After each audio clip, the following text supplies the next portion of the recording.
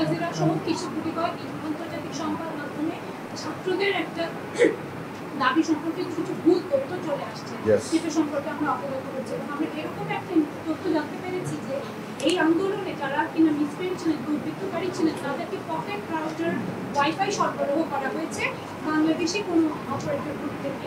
তো এই বিষয়ে এই যেহেতু আমরা পররাষ্ট্রমন্ত্রী মহোদয়ের কাছ থেকে জানতে পেরেছি যে কাতার দূতাবাসকে অলরেডি একটা ইনস্ট্রাকশন দেওয়া হয়েছে যে আল জাজিরার যারা লোকাল প্রতিবেদক আছে তাদের সাথে কথা বলে যেন যথাযথ ব্যবস্থা হয়। এই বিষয়ে মাননীয় মহোদয়ের কাছে আমার একটা প্রশ্ন যে এই বিষয়ে আমরা কী ধরনের পদক্ষেপ নিতে পারি যাতে আমরা এই ধরনের গুজব বা এই ধরনের মিথ্যা তথ্য প্রচার, ইন্টারন্যাশনালি যে মিথ্যা তথ্য প্রচার করছে সেটা কাটতে হবে।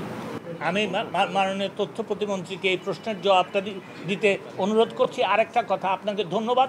অত্যন্ত আমি শুধু এইটুকু বলবো যে আপনার প্রশ্নের মাধ্যমে এটা পরিষ্কার হয়ে গেছে যে এইটা শুধু কোটা বিরোধী আন্দোলনকারীদের কোটা সংস্কারের আন্দোলনে ছিল না, এটা জঙ্গিরা এবং কারা, বিএনপি, জামাত, ইসলামিক ছাত্র শিবির এবং ছাত্র দলের যারা, তারা জঙ্গি হয়ে এই কী বলে এই আন্দোলনে সংযুক্ত হয়ে দেশ নষ্ট করার চেষ্টা করছিল। ধন্যবাদ। বলেন। মমতা ব্যানার্জিও বাংলাদেশে বলেছেন যে শিক্ষার্থী মারা গেছে এবং বাংলাদেশ সরকার ভারত সরকারের কাছে একটা প্রতিবাদ বিষয়টি যেটা হয়েছে, যেহেতু শিক্ষার্থীদের ঢাল হিসেবে ব্যবহার করে একটি শান্তিপূর্ণ মুভমেন্টের মধ্যে সহিংসতা ঢুকানোর যে পরিকল্পনা, এটি তার আগে থেকে করেছে।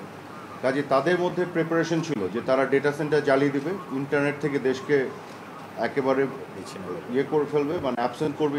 ইন্টারনেটের অনুপস্থিতিতে আমরাও বিপদে পড়েছি। আমরা কিন্তু গ্লোবালি কমিউনিকেশন করতে পারি নাই। আমরা যখন পারি নাই তখন তাদের যে সিন্ডিকেট অফ ডিসইনফরমেশন, তারা বিদেশ থেকে, আপনারা চেনেন তারা কারা, তারা কিন্তু এই ডিসইনফরমেশন ক্যাম্পেইনটা করেছে। আর যেহেতু তারা জানতো যে তাদের পরিকল্পনা অংশ হিসেবে ইন্টারনেটকে বাংলাদেশে এভাবে তারা ইন্টারাপ্টেড করবে, কাজে তারা কিন্তু ব্যাকআপ রেখেছিল আগে থেকে, তারা কিন্তু এগুলো পাঠিয়েছে।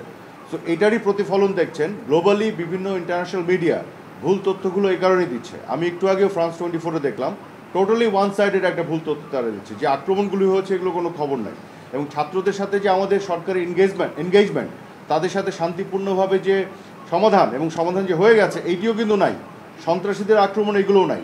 কাজে এই আপনাদের কাছে অনুরোধ থাকবে, এই যে অপতথ্যের বিপক্ষে আপনারাও গ্লোবালি খবর পাঠান।